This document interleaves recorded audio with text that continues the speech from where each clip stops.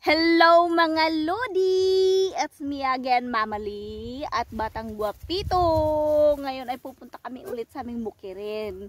Pero nagpahinga muna ako dito sa may mga kagubatan kasi napakainit pa at kinakarga ko si Batang Guapito kasi nga masakit na yung paa niya. Kaya kinuha ko yung sapatos niya, ayan nakapaa na. Pupunta kami ngayon doon sa may bukirin namin, manguha kami ng ng kulo o breadfruit. Gagawin namin inihaw kasi nami-miss ko na yung inihaw na breadfruit. Pero sa ngayon muna ay papahinga muna kami dito. Sobrang init guys, grabe. Parang El Nino, tag-ulan ngayon pero parang hindi ko feel yung tag-ulan. Kaya samahan nyo kami manguha ngayon ng breadfruit. Si Guwat Batang Guapito, ano-ano pang pinapanguha niya dyan. Oh, no. Mag-i-enjoy talaga siya dito sa may bukiran kasi marami siyang mag-a-adventure siya, marami siyang makukuha, iba't ibang titingnan niyang mga hayop o kaya anong klaseng mga prutas at halaman.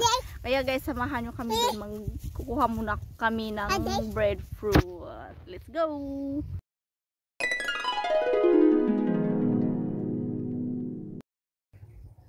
Hayan mga beshi! Nakarating na nga kami dito. No, yun! Uy! Don't climb. Nakarating na kami dito sa bukid, sa dating bahay namin. Pero tinignan ko yung breadfruit, wala na masyadong bunga. Ang lalayo ng bunga at di ko maabot. Ayun. Drink a water. Nauhaw si Batang Guapito. Kaya pupunta kami doon sa kapitbahay. At kukuha kami doon ng tubig. Manghingi kami ng tubig.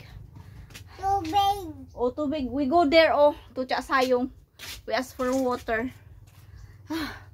Nakakahingal. Grabe. Na pala yung loob ng dati naming bahay. Dito natutulog yung kapatid ko. May duyan. Relax na relax dito. Pero mainit din kasi yung bubong ay sin. Ay. At saka parang feel ko tutulo dito pag gabi.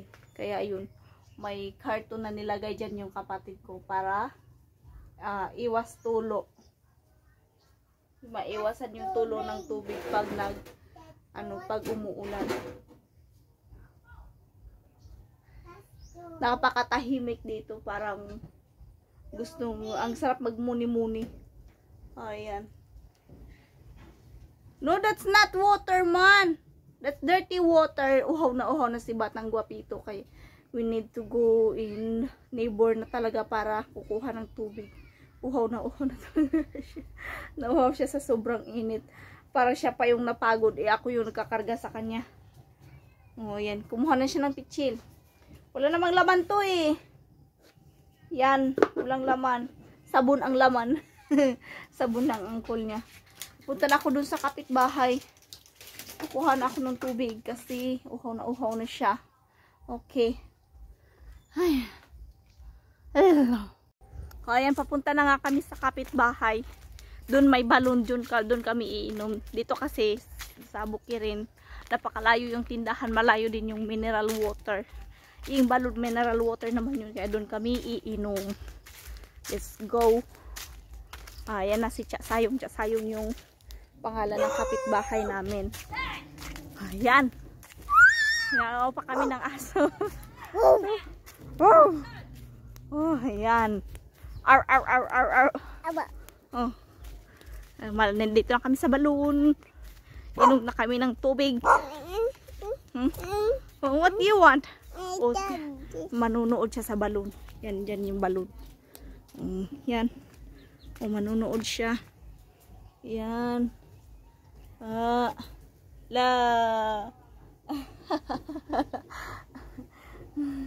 Ito yung kukunan namin ng tubig. Dati wala to, bago pa lang ang balon na to.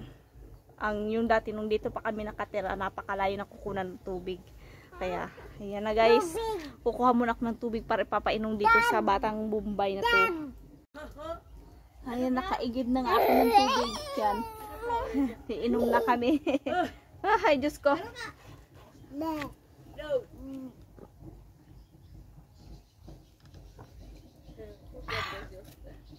Oh, inom na si Batang Bombay.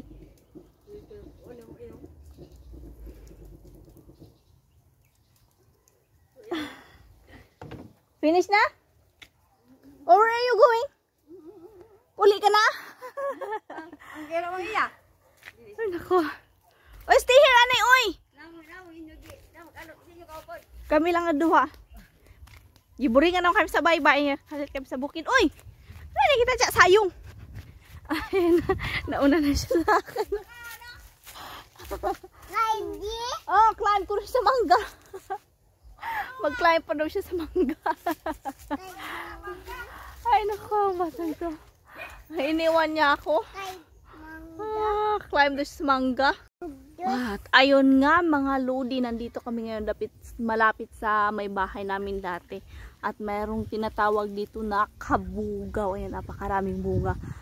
Ang ano naman ito, yung parang sanga-sanga na maraming tinik.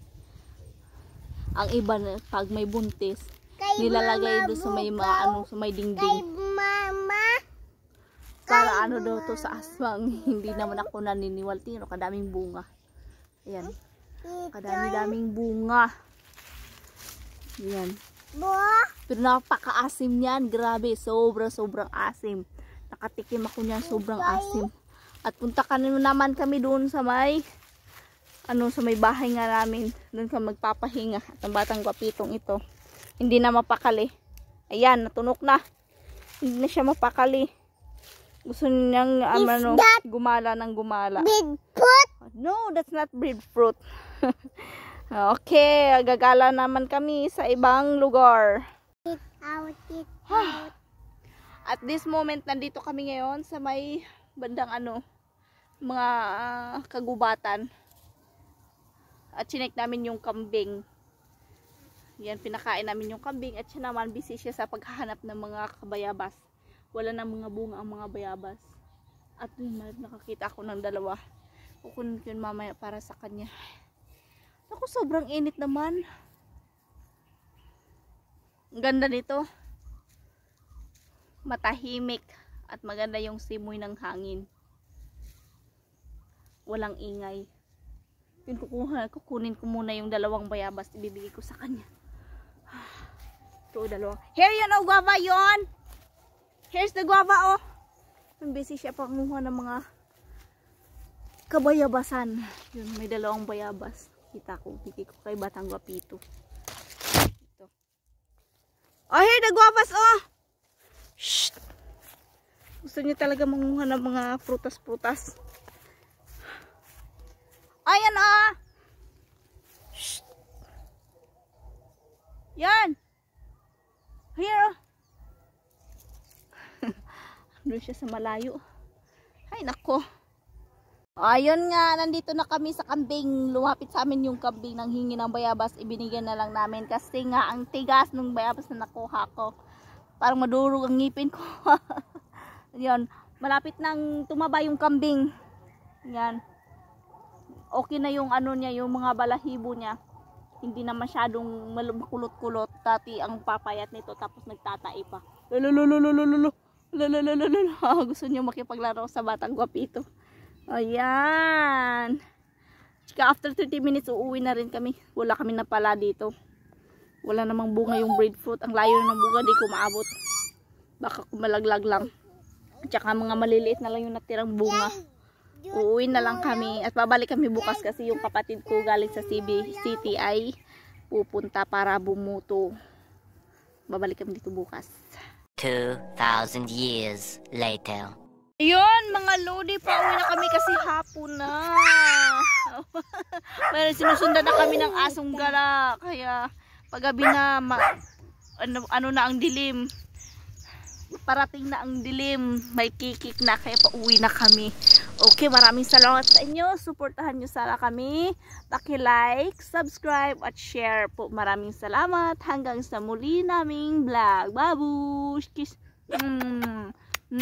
Ito muli si Mama Lee at si Batang Gwapito. Babush!